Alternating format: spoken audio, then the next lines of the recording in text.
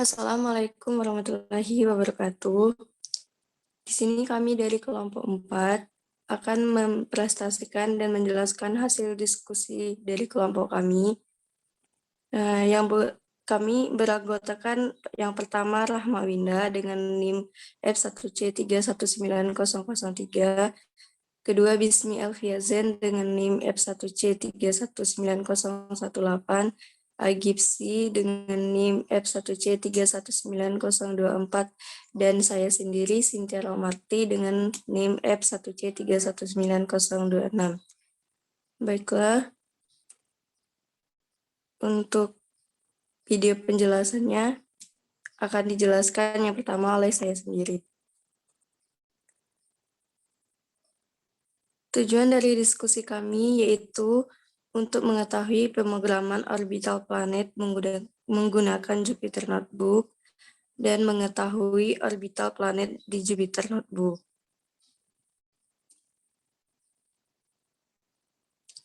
Sebelum masuk ke orbit planet, kita perlu tahu apa itu tata surya. Tata surya terbentuk dari awan gas dan debu raksasa yang kita kenal sebagai nebula.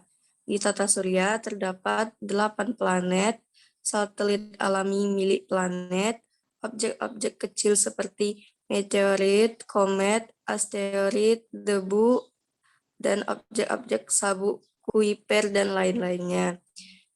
Terus di tata surya ada planet-planet kecil berupa Ceres, Pluto, Haumea, Makemake, Eris, dan lain-lainnya.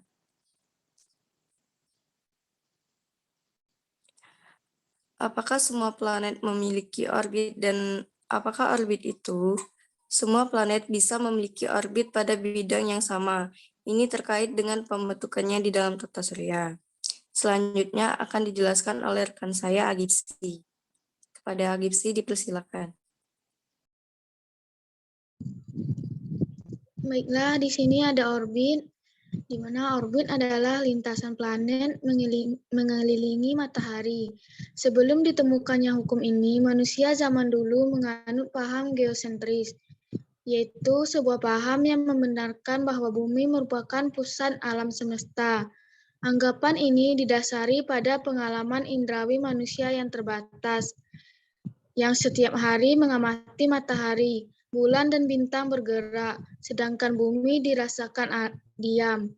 Anggapan ini dikembangkan oleh astronom Yunani, yaitu Claudius Ptolemus, pada tahun 100 sampai 170 Masehi, dan bertahan hingga 1400 tahun. Menurutnya, bumi berada di pusat tata surya. Matahari dan planet-planet mengelilingi bumi dalam lintasan melingkar.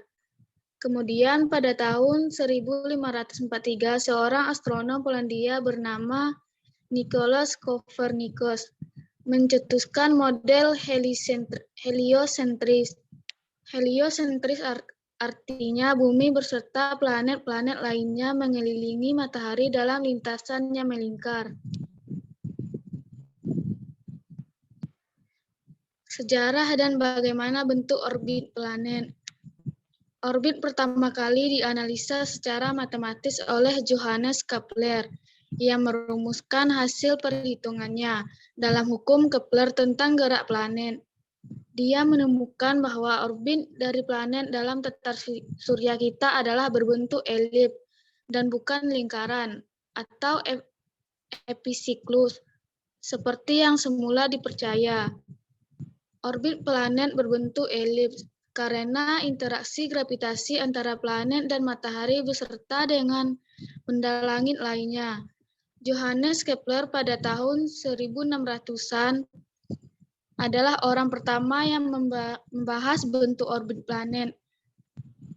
Kepler juga merumuskan serangkaian hukum untuk menjelaskan bentuk dan karakteristik orbit planet. Selanjutnya akan dijelaskan oleh Rahma Winda.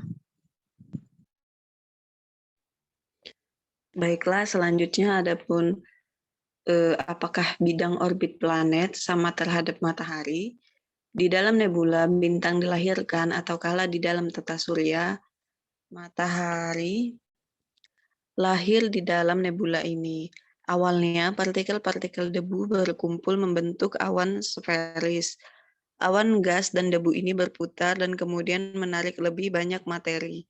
Interaksi gravitasi partikel-partikel di awan menyebabkan awan berkondensasi. Pada saat itu, radiusnya mengecil, tapi momentum sudutnya tidak mengecil, sehingga rotasinya makin cepat. Awan pun mengalami keruntuhan. Saat terjadi keruntuhan, rotasi awan semakin cepat, tapi tidak semua bagian dari awan ini ditarik ke pusat. Partikel di sekitar bidang yang tegak lurus sumbu rotasi mengalami gaya sentrifugal yang membuat mereka tidak mendekati pusat, melainkan melawan gravitasi.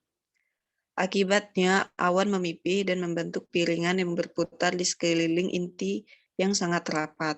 Semakin banyak massa yang dikumpulkan di pusat piringan, maka temperatur juga meningkat tajam sehingga memberi kemampuan yang cukup untuk terjadinya reaksi nuklir. Atom hidrogen kemudian mengalami pembakaran menjadi helium, menandai kelahiran bintang.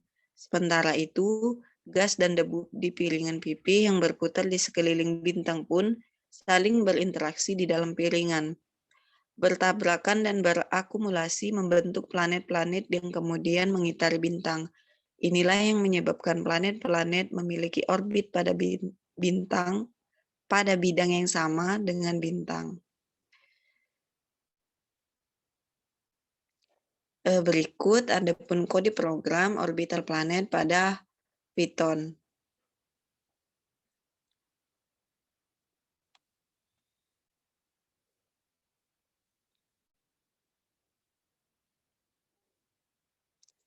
Kemudian dari kode program tadi kita dapatkan hasil akhir program berupa gambar simulasi orbital planet.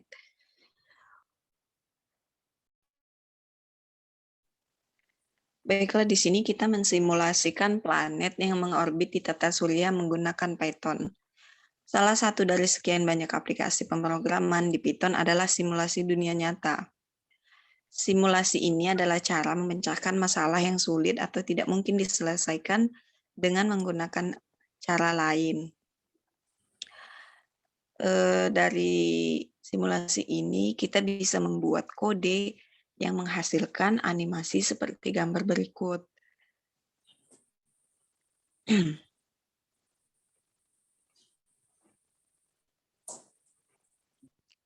Di sini menggunakan modul Plotly untuk menangani tampilan grafis. Kemudian menggunakan Matplotlib untuk menjalankan dan menampilkan animasi tata surya. Tata surya ini terdiri dari satu atau lebih matahari dan benda-benda lain yang mengorbit matahari. Dalam simulasi tata surya ini, kita akan menyertakan matahari dan planet. Kemudian kita dapat memperluas konsep ke benda lain seperti bulan, komet, dan asteroid. Akan tetapi di sini kita hanya menggunakan matahari dan 7 planet. Setiap saat benda tata surya memiliki posisi dan kecepatan. Nah, di sini kita mensimulasikan tata surya 2 dimensi. Oleh karena itu, semua benda di tata surya akan ada dalam bidang 2 dimensi. Posisi setiap benda yang dapat diwakili oleh sepasang nilai yang mewakili koordinat X dan Y benda. Kecepatan suatu benda juga diwakili oleh sepasang nilai yang mewakili komponen kecepatan sepanjang sumbu X dan Y.